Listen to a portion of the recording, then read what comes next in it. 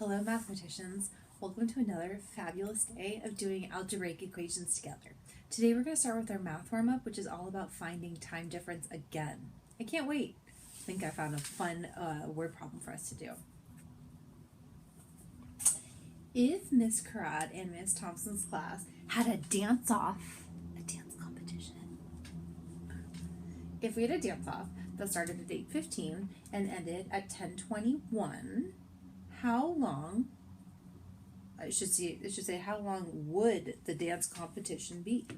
How long would it last? So it starts at 8:15 and it ends at 10:21. 10:21, how long would the competition be? Okay, so pause the video and find how long the time would it be that would pass if it started at 8:15 and ended at 10:21. Okay, welcome back. So I hope you noticed something that could make it really easy for you. So thinking about that tip I gave you yesterday about you can add an hour and then subtract the 10 minutes to get 50. Like, when can you just add an hour and find the difference? That'll make it really easy for you to start to do this math in your head, okay? So what I'm going to do is I'm first going to think about the most important information, and I hope you were thinking about that too. And then as you're thinking about it, we're like, okay, so it started at 8:15, it ends at 10:21. So what I notice is 15 and 21 are pretty close. So I think of it like this: if I hop forward 2 hours, that's going to bring me to 10:15, right? So if I can just think, well, if I go from 8:15 2 hours ahead, that brings me to 10:15. I bet I can figure out the minutes more I need to find the final answer. Did you get 2 hours and 6 minutes? Is that what you got? Or did you write like 2 hours, 6 minutes? That's right, that's how long our dance competition lasted. And Miss Thompson's class won. Oh, just kidding, it doesn't matter. We both are winners.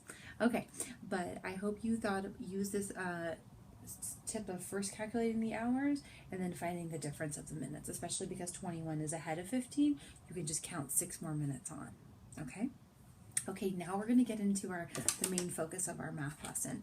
So remember yesterday I told you we were going to be doing the square towers and the corner towers, and I said we were skipping a couple pages and we'll come back to them.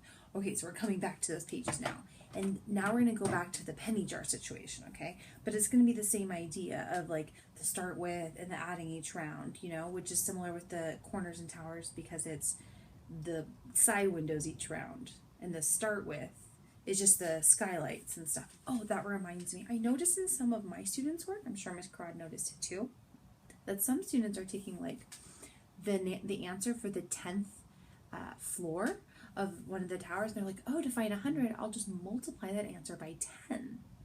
Okay, but think about that. That would be just like when we were doing before, like, oh, I get to the 10th round of pennies and you just double it for the 20th. You'd be doubling the start with too, right? Remember we talked about that a couple of days ago? So it's the same thing with the square towers and the corner towers. If you double the answer for 10 floors to get 100, or to get to 20 floors, or you times it by 10, you're also timesing the skylights by 10, which is like the start with in this equation. So remember, you just want to times the numbers that go for the side windows. That's like the number of pennies that go in each round. And the skylights, or the start with, depending on what your situation is a separate number you add later. You never multiply it, okay? Because it's always the same number. Okay, so we're going to get into the penny jar situations, and then be from much higher numbers today to get to use your multiplication skills. So please I hope you have your book, and open up to page 533.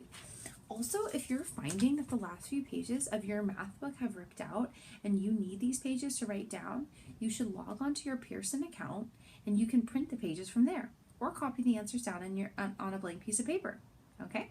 All right, let's get into it. Okay, mathematicians, we are on page 533 right now. Make sure you have your pencil and paper out. We're going to talk about doing these giant penny jar situations, okay? So it's what we've been doing before, but now we're doing with much bigger numbers, okay? So let's read this together. A giant penny jar starts with no pennies in the jar, so there's no start with. So that's like a plus 0 situation, okay?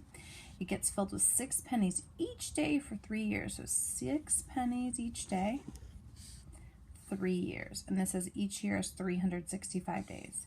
How many pennies are there in the jar after 3 years? Okay, so there's some serious multiplication here. So what I'm noticing is first that they told me how much it's each day, but then they asked me in years. So I got to change the years to days, right? Because it tells me how many are each day. So if each year is 365 days and there are 3 years, I need to figure out the days. So I'm going to go 365 times 3. Now, you know what to do. In this case, I'm going to do the break it up strategy. So I'm doing it in the expanded form. So 300 times 3, 60 times 3, 5 times 3. Do this with me, okay? So that's going to be 900, 180, 15. Add it all up. Okay, so there's 1,000, so 005, 089, yeah, I got those right, okay. Plus, so that's how many days there are, okay?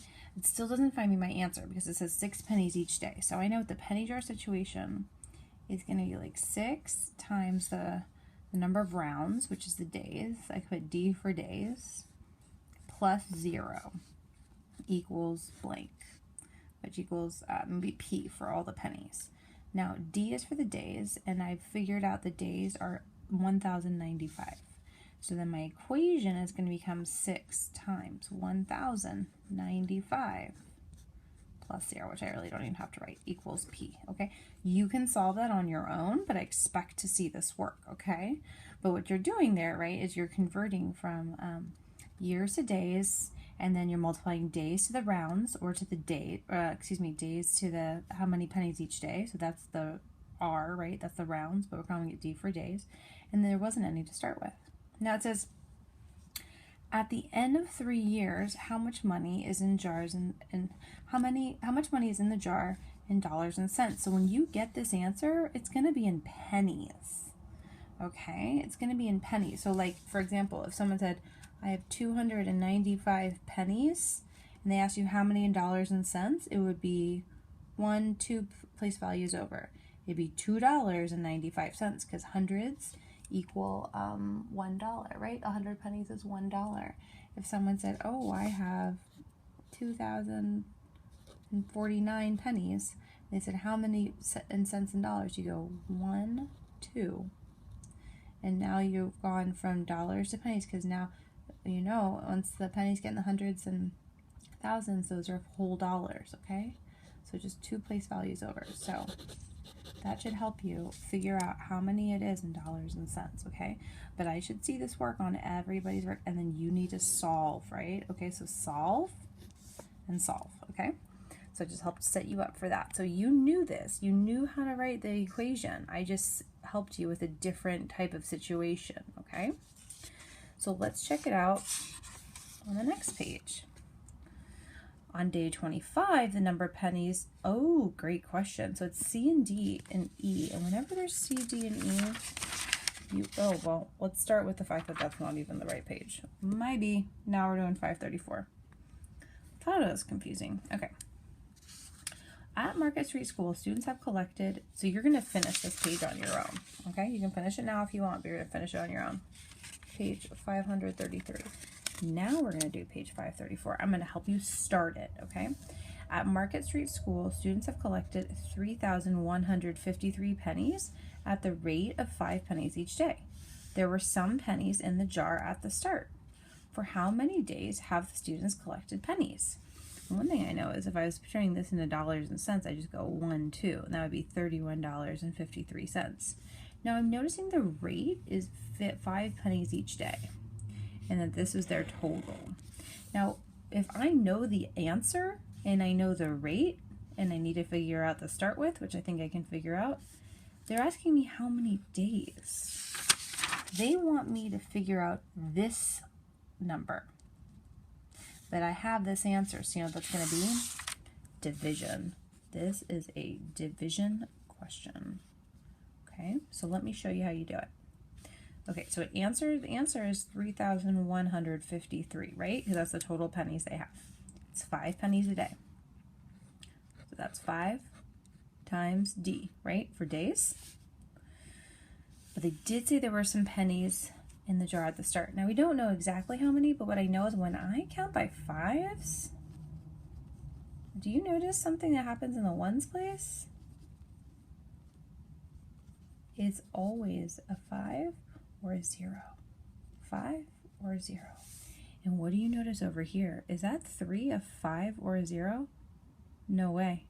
So how many pennies do you think were in the jar to make that be a 3? It could be a 3. It could also be like an 8, you know, something with 3 plus 5. But it's at least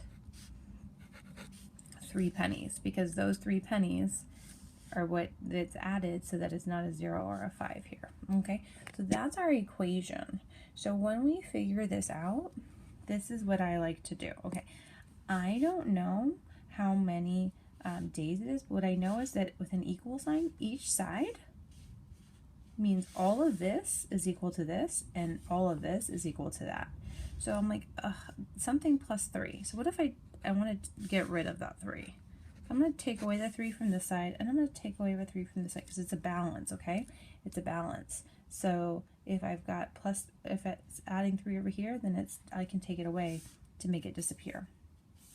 Okay? So now it's just 5 times D is 3,150. Well, so we know how to do this. Remember, 5 times something equals 3,150. We turn that, so that's just a division problem, right? That's 3,150 divided by 5. But now it's already turned into multiplication for us. So start using your division strategies to add up all your facts to figure out how much this one equals, okay? And then maybe you can share what your guess is. I think we all agree that there is 3 in the jar at the start, okay? But what you need to do is solve for this. So you need to show, pen's not working there, show your work. So we want to see the work that you've done that I did and how you solved for this answer. This is what Miss Crowd and I will be looking for, and we gave you this one. I also started you on this one, so I should see all this work plus how you solved it, and then changing it to dollars and cents, okay? So those are the 2 that you're going to do on your own. Okay, boys and girls, now you're going to finish page 533 and page 534 on your own, okay? So what I want you to notice from today's math is we're doing bigger numbers, and now we're involving division and solving for different parts of the unknown in the equation. We've always been focusing on solving for how many windows in the end, or how many pennies in the end, or pastas in the end. But this time, you're going to be also working backwards to see, well, how many rounds were there, or days, or whatever it is that you multiply, okay? So that's what we're going to start moving into, is being able to find the other unknown in the equation, which will require your division and some really hard thinking. Well, not that hard. You guys are really getting it. I'm really impressed. So is Miss Crod. Okay, so complete those 2 pages, show all of your work. If you don't show your work, we are going to ask you to go back and improve your work, so please just do it the first time. Okay, and remember, if you have any questions, Miss Crod and I are here to help you. All right, so send myself or her an email if there's anything that you need support with. Okay, have a beautiful day.